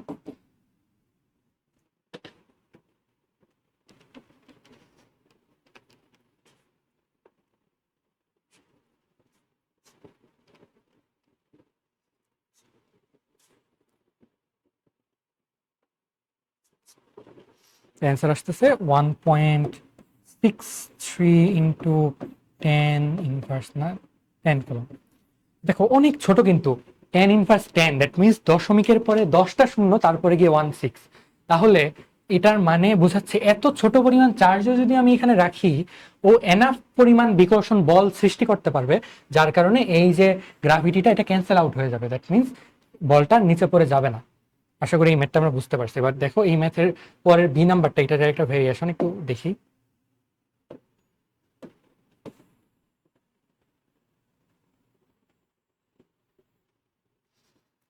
বলটাকে ভাসমান রাখার জন্য 3 মিটার উপরে কত পরিমাণ চার্জ স্থাপন করতে হবে। আগেটা কি ছিল, এই যে বল ছিল, বলের নিচে আমি কি 3 মিটার নিচে আমি চার্জ স্থাপন করছিলাম, বাট এবার আমাকে বলছে কি বলটার উপরে আমি স্থাপন করব। অনেকটা সেম মনে হবে, বাট আসলে সেম না, একটু চেঞ্জ আছে। এই যে বলটা, এটা হচ্ছে 3 কুলম্ব এন্ড এটা হচ্ছে 0.05 কেজি। তো এটার 3 মিটার উঁচুতে একটা চার্জ প্লেস করব। এবার দেখো তো বলটা অলরেডি এভাবে আছে, আমি এবার নিচে না উপরে চার্জ প্লেস করব। বলটা গ্রাভিটির কারণে অলরেডি নিচে পড়ে যাচ্ছে। এবার উপরে যদি, এটা তো প্লাস চার্জ, এবার উপরে যদি আমি একটা প্লাস চার্জ দেই তাহলে কি দাঁড়াবে, দুইটা প্লাস পরস্পরকে বিকর্ষণ করবে, বিকর্ষণ করলে কি বলটা আরো নিচে চলে যাবে। সো এমনি নিচে পড়ে যাচ্ছিল, আরেকটা প্লাস দেওয়ার কারণে আরো নিচে চলে গেছে, আমার কোনো লাভ হয়নি। আমি চাচ্ছি কি না, নিচে পড়তে দেওয়া যাবে না। দেখো আমি যদি এখানে মাইনাস দিই প্লাস না দিয়ে, মাইনাস আর প্লাস পরস্পরকে আকর্ষণ করবে। সো দুইটা পরস্পরকে কি আরো কাছে আনার ট্রাই করবে। সো বলটা আরো কি উপরের দিকে উঠতে চাবে। আমি তো এটাই চাচ্ছি। গ্রাভিটি আমাকে নিচে নামাই দিচ্ছে, বাট আমি না, নিচে নামবো না। আমি এখানে একটা মাইনাস চার্জ দিয়ে দিলাম, যার কারণে কি উপরের দিকে একটা বল পাচ্ছি। সেম একই ম্যাথ, এবার আমি দুইটা ইকুয়াল ধরে ভ্যালু বের করে ফেলবো। ভ্যালু দেখবা সেম আসবে, বাট এই যে চিহ্নটা আলাদা। আগের বার আমরা দেখছিলাম কি, আগের বার আমরা হচ্ছে দেখো এখানে হচ্ছে প্লাস চার্জ দিছিলাম, বাট এবার আমরা কি দিলাম, এখানে মাইনাস চার্জ দিছি। কেন দিছি, কারণ হচ্ছে আমার এবার ওকে যদি বিকর্ষণ করে, ও তো আরো নিচে পড়ে যাবে, আরো নিচে পড়ে গেলে তো আমার লাভ নেই। আমার হচ্ছে ওকে উপরে টানতে হবে, উপরে টানার জন্য আমার ওকে মাইনাস চার্জ দিতে হবে, কারণ অপোজিট চার্জ পরস্পরকে আকর্ষণ করে। আশা করি এই ম্যাথটাও তোমরা বুঝতে পারছো। এবার এই টপিকের লাস্ট ম্যাথ, এটার জন্য আমাদেরকে ভেক্টরের কনসেপ্ট লাগবে। চলো একটু দেখি। একটা ফিগার ড্র করা আছে, বলছে ধরো এখানে হচ্ছে 2 কুলম্ব চার্জ আছে, কুলম্ব চার্জ, এটার নাম দিলাম Q1, নাম দিলাম Q2, হচ্ছে 6 মিটার, 5 মিনিট 5 মিনিট, এটা হচ্ছে Q3। এবার আমাকে বলছে বলের সর্বোচ্চ ভর কত হতে পারে যাতে এটা স্থির থাকে। এবার আমরা সিচুয়েশনটা একটু বুঝি একটা নতুন স্লাইড নিয়ে।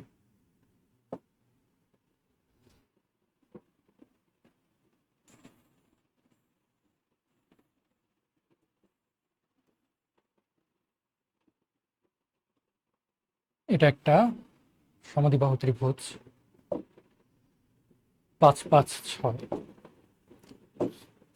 এটা হচ্ছে 5 মিটার 5 মিটার, এই পুরাটা হচ্ছে 6 মিটার। আমরা জানি সমদ্বিবাহু ত্রিভুজের ক্ষেত্রে উপর থেকে যদি আমরা একটা লম্ব টেন দিই, তাহলে এটা হচ্ছে এই পুরাটাকে দুই ভাগে ডিভাইড করে। দ্যাট মিনস এটা হচ্ছে আমার 3 মিটার, এটা হচ্ছে 3 মিটার। এতটুকু আমরা বুঝে গেলাম। চলো এবার দেখি আমার চার্জ কোথায় কত ছিল। 2 কুলম্ব, দুইটা হচ্ছে 2 কুলম্ব, উপরেরটা হচ্ছে 5 কুলম্ব। এটার নাম দিলাম আমরা Q1, 2 কুলম্ব, এটা হচ্ছে Q2, এটা হচ্ছে 2 কুলম্ব, আর Q3 এটা হচ্ছে 5 কুলম্ব। আর এটা একটা ম্যাস আছে, সেটাই আমাকে বের করতে বলছে। এবার সিচুয়েশনটা একটু অ্যানালাইসিস করি। এটা একটা প্লাস চার্জ, এটা একটা প্লাস চার্জ, এটাও একটা প্লাস চার্জ। প্লাস চার্জ দুইটা পরস্পরকে কি করবে, বিকর্ষণ করবে। ওরা এরকম ছিল, ওরা বিকর্ষণ করে এরকম দূরে সরে যাইতে চাবে। দ্যাট মিনস কি আমি এই বরাবর একটা বল পাবো, যেহেতু এটা Q2 এর কারণে, তাই হচ্ছে F2। আবার সেম একইভাবে এটাও প্লাস, এটাও প্লাস, এটা ছিল 5 কুলম্ব, দুইটাই প্লাস, যেহেতু এটাও পরস্পরকে বিকর্ষণ করবে। দুইটা বল পাইছি। দুইটা বল থাকলে এখন আমি একটা চার্জ ওকে এদিকে ঠেলে দিচ্ছে, আর একটা চার্জ ওকে এদিকে ঠেলতেছে। সো আলটিমেটলি এটা কোথায় যাবে, ভেক্টরের কনসেপ্ট। ভেক্টর কনসেপ্ট কি, দুইটা লব্ধি বের করা লাগবে আমার, দুইটা লব্ধি বের করে দেন দেখা লাগবে কোথায় যাবে। এখানে একটা শর্টকাট আছে, সেটা হচ্ছে এই যে দেখো, এটা যেহেতু সমদ্বিবাহু ত্রিভুজ, দ্যাট মিনস এই অ্যাঙ্গেলটা এন্ড এই অ্যাঙ্গেলটা ইকুয়াল। এই অ্যাঙ্গেল এন্ড এই অ্যাঙ্গেল যদি ইকুয়াল হয়, তাহলে এটা আর এটার বিপরীত কোণ, এটাও ইকুয়াল, এটাও ইকুয়াল, দুইটাই ইকুয়াল। দেখো দুইটাই F1 এন্ড F2 দুইটাই ইকুয়াল, এতটুকু আমরা বুঝে গেছি। এতটুকু বুঝে ফেলে আরেকটা কাজ হয়েছে, সেটা হচ্ছে কি এটার Q1 দেখো 2 কুলম্ব, এটাও 2 কুলম্ব, মানে দুইটা চার্জের মান সমান। আমরা জানি কি F সমান সমান হচ্ছে K Q1 Q2 by R square.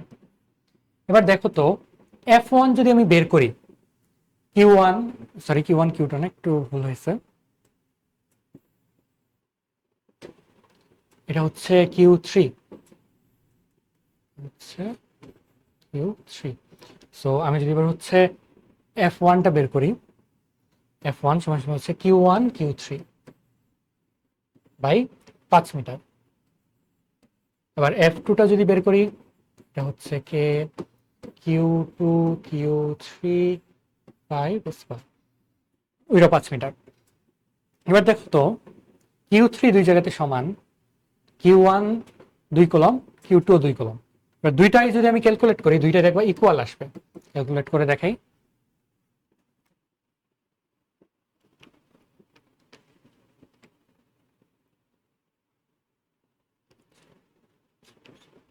আসতেছে আমার 3.6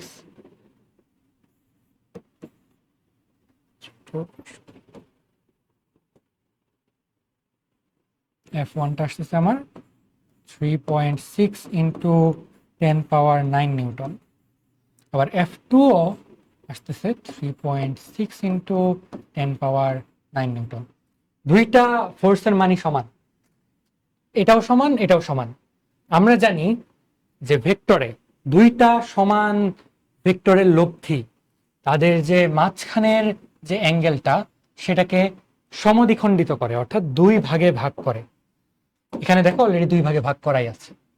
এই যে এটা আমরা কেন করতে পারলাম, কারণ হচ্ছে দুইটা ভেক্টরই সমান, F1 F2 দুইটাই সমান পাইছি। এন্ড আমরা জানি দুইটা সমান ভেক্টরের লব্ধি তাদের যে মাঝখানে যে টোটাল অ্যাঙ্গেলটা সেটাকে দুই দিয়ে ডিভাইড করে দেয়, দুই দ্বিখণ্ডিত করে দেয়। অর্থাৎ এই দুইটা যে লব্ধি সেটা ঠিক এই বরাবর যাবে। এবার আমরা একটু ক্লিয়ার করি, এতটুকু বুঝে গেলাম।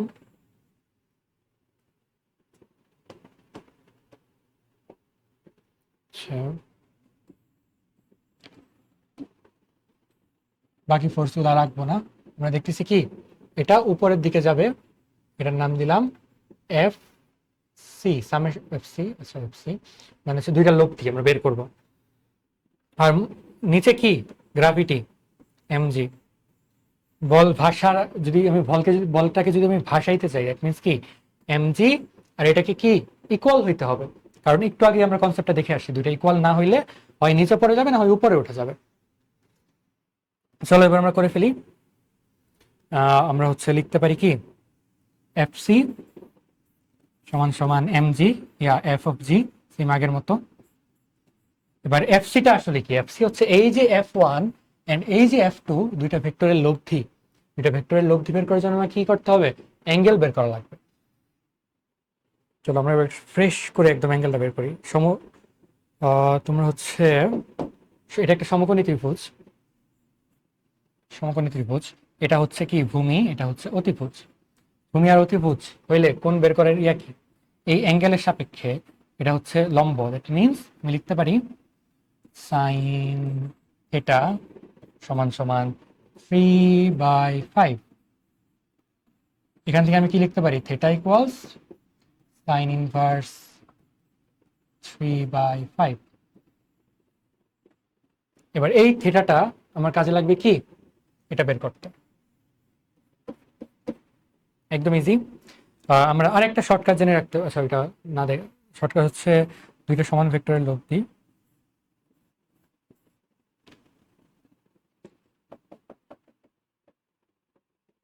অ্যাঙ্গেলটা কত,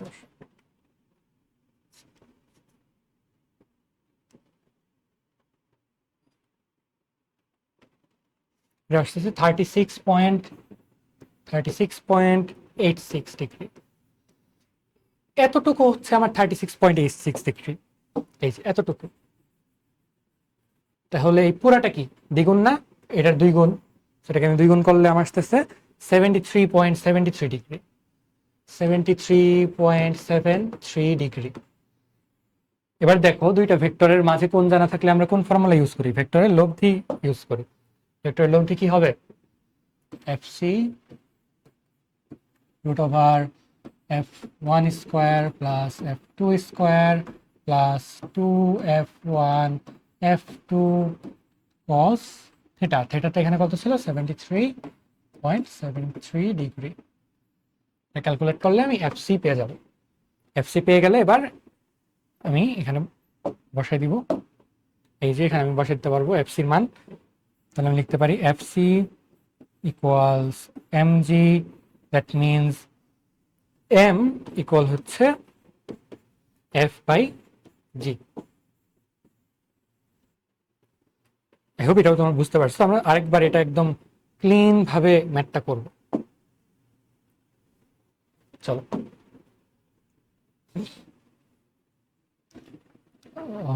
এটা হচ্ছে 2 কুলম্ব Q1, এটা হচ্ছে আমরা বের করছিলাম, এটুকু হচ্ছে 3 মিটার। আমরা আরো বের করছিলাম এই অ্যাঙ্গেলটা হচ্ছে 36.86 ডিগ্রি, 86 ডিগ্রি এই অ্যাঙ্গেল। আর এই অ্যাঙ্গেল ইকুয়াল। আমরা আরো দেখছিলাম এই যে এটা প্লাস চার্জ, এটা প্লাস চার্জ, এটা কি করবে, বিকর্ষণ করবে। এটার জন্য হচ্ছে F1 আর এটার জন্য F2। দুইটা ফোর্স যেহেতু আছে তাই আমাকে লব্ধি বের করতে হয়েছে। এটার জন্য আগে আমাকে হচ্ছে F1 এর ভ্যালু বের করতে হয়েছে K into Q2 Q3 by 5 square, আর F2 হচ্ছে K ইন্টু, সরি এটা হচ্ছে F2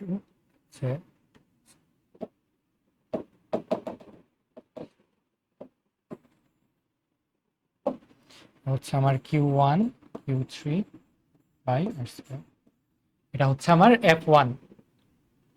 এবার F2 যদি বের করি, K ইন্টু এই যে Q2 Q3 by R square আর হচ্ছে কত, এখানে 5, এখানে 5। এই দুইটা আমরা হিসাব করে পাইছিলাম কত, 3.6।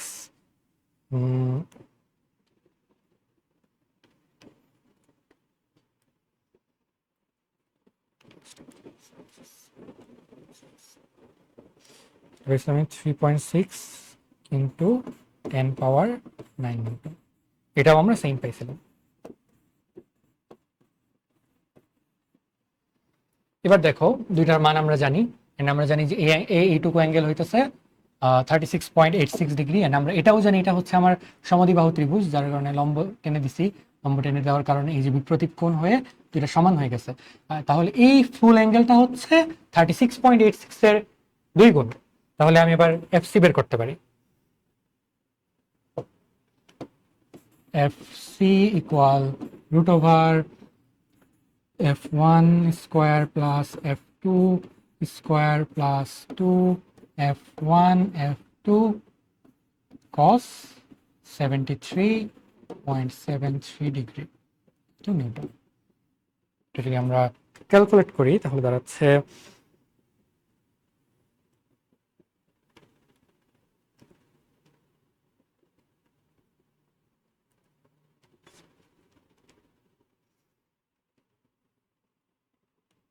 অ্যান্সার আসতেছে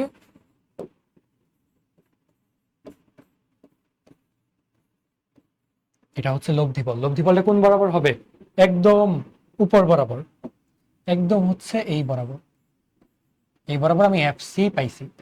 আমরা আরো জানি বলটা যে পড়ে যাবে, বলটা পড়ে যাবে কার জন্য, বলটা পড়ে যাবে গ্রাভিটির জন্য। গ্রাভিটি হচ্ছে নিচ দিকে কাজ করে, এফ জি। তাই আমরা এখানে বসাই দিছি F C equals F G. F G মানে হচ্ছে এম জি। এবার আমি এম যেহেতু বের করব তাই লিখে দিছি M equals F C by G. এটাকে ক্যালকুলেট করলে আসতেছে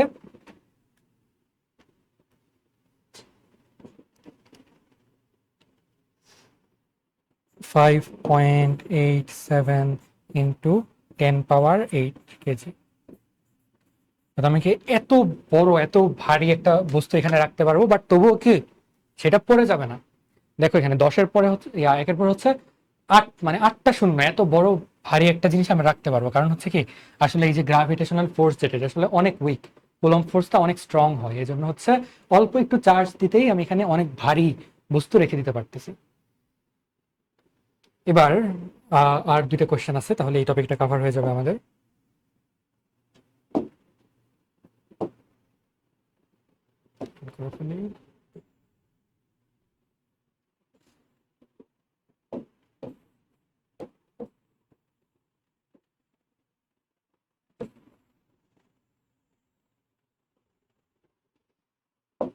ওকে চলো দেখি। এবার আমাকে বলের ভরটা বলে দিছে 5 কেজি, মানে এম এর মান আমাকে অলরেডি দিয়ে দিছে। আমি জানি বলের ভর কত, 5 কেজি। আমরা বের করছিলাম কি, এফসি বের করছিলাম এখানে। সেম একইভাবে এই যে এই বরাবর হচ্ছে আমাদের F2 ছিল, এই বরাবর আমাদের F1 ছিল, দুইটা লব্ধি কোণ টোন বের করে আমরা আগের ম্যাথে হচ্ছে বের করছি কি এফসির ভ্যালু কত। এফসি হচ্ছে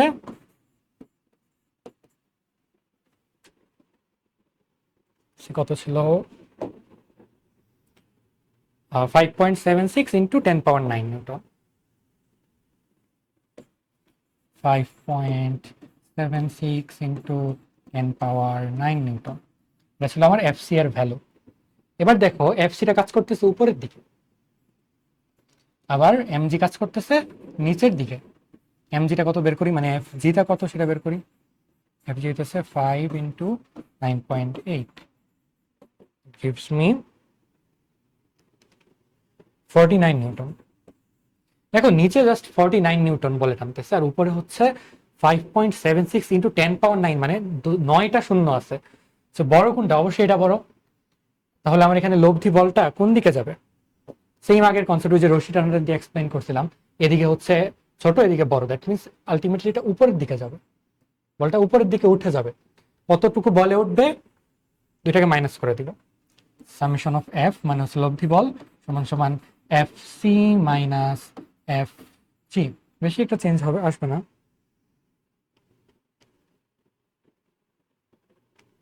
দাঁড়াচ্ছে 5.75।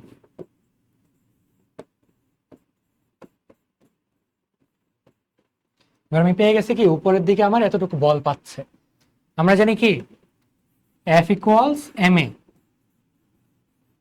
আমার এখানে এম দেওয়াই আছে, এ বের করতে বলছে। তাহলে এ সমান সমান summation of F divided by M করে দাও, দেখো অ্যান্সার আসবে হচ্ছে,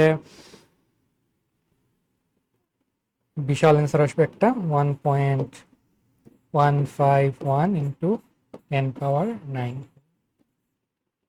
সরি কুলম না, মিটার পার সেকেন্ড স্কোয়ার। এত বিশাল অ্যামাউন্ট একটা ত্বরণ এটা উপরের দিকে লাভ করবে। এবার পরেরটা আমরা দেখি।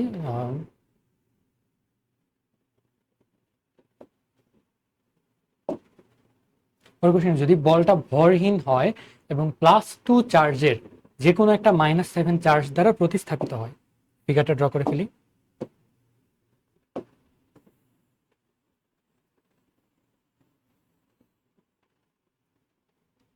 বলটা ভরহীন,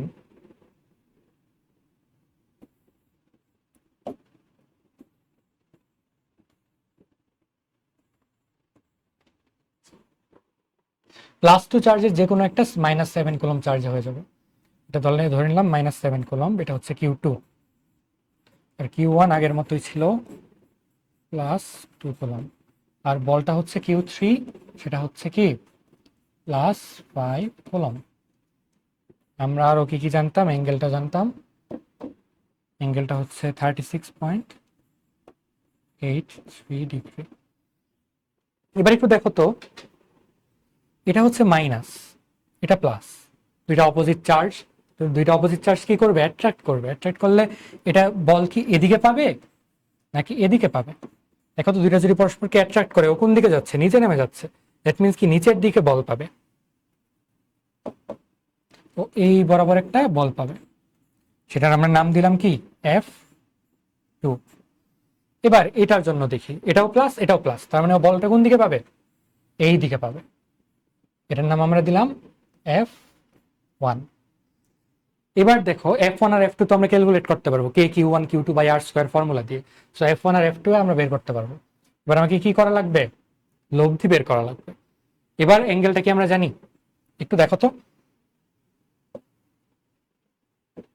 এটা আমি আরেকবার রাখি। এই ফুল জিনিসটা, একটা লাইনের ডিগ্রি কত হয়, 180 ডিগ্রি।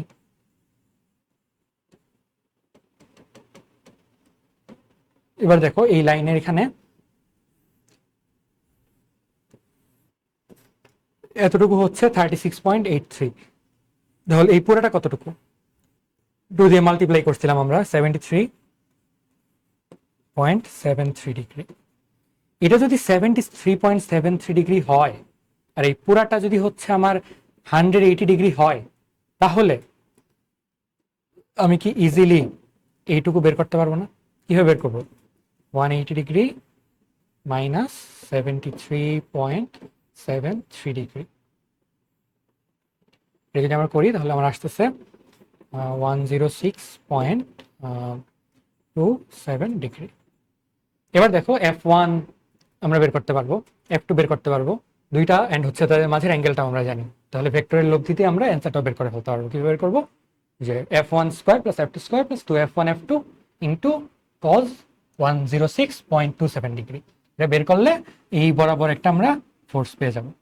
এন্ড এটা কিন্তু এই যে বল কিন্তু একটা ভেক্টর রাশি, তোমাকে যখন কোনো ভেক্টর রাশি বের করতে বলবে তখন তোমাকে মান এবং দিক দুইটাই বের করতে হবে। আমরা কি হচ্ছে দিক বের করাও শিখছি না? কিভাবে বের করে? আমরা ইকুয়াল অ্যাঙ্গেলটা যদি জানি তাহলে হচ্ছে tan থিটা সমান সমান হচ্ছে p sin alpha q plus p cos alpha. এখানে হচ্ছে আলফার তো হচ্ছে এই যে এই পুরাটা, এন্ড পি কিউ তুমি হচ্ছে যার সাথে অ্যাঙ্গেল বের করবা ওইটাকে বসাই দিবা আলাদা হবে, তাহলেই হবে। আশা করি এই ম্যাথটা আমরা এবার পারবো, এটা দেখাই দিলাম না। আমাদের মোটামুটি এই টপিকের সবগুলো ম্যাথই কাভার্ড। তড়িৎ প্রবলের কিছু ম্যাথ আছে। টাইম কতক্ষণ হয়েছে? শেষ করতে হবে। আচ্ছা, তড়িৎ প্রবল হালকা একটু কনসেপ্ট দিয়ে দিই। আচ্ছা, আমরা হচ্ছে নেক্সট ক্লাসে তড়িৎ প্রবল্য থেকে পড়বো। আজকের ক্লাসের উপর আমি ম্যাথগুলো ক্যাটাগরাইজ করে রাখছি, তোমাদের হচ্ছে হোমওয়ার্ক থাকবে এই যে বাড়ির কাজ। আমরা হচ্ছে কুলম্বস ল, এটা সবগুলা ম্যাথ আমরা টেস্ট পেপার বা গাইড থেকে করে ফেলবো। মানে সবগুলো যদি আমরা করে ফেলতে পারি তাহলে হচ্ছে আমাদের মোটামুটি যত ধরনের কনফিউশন আছে সব ক্লিয়ার হয়ে যাবে। আজকের ক্লাসে যা ছিল মোটামুটি এই পর্যন্তই। আমরা নেক্সট ক্লাসে ইলেকট্রিক ইন্টেন্সিটি বা তড়িৎ প্রবল্য নিয়ে পড়াশোনা করব। আর একটা জিনিস সেটা হচ্ছে মোটামুটি আর কিছু নাই। সবাই ভালো থাকবে, সুস্থ থাকবে। আজকের মতো এই পর্যন্তই। এন্ড আসসালামু আলাইকুম। আমাদের সাথে বিদ্যালয়ের সাথে থাকার জন্য ধন্যবাদ।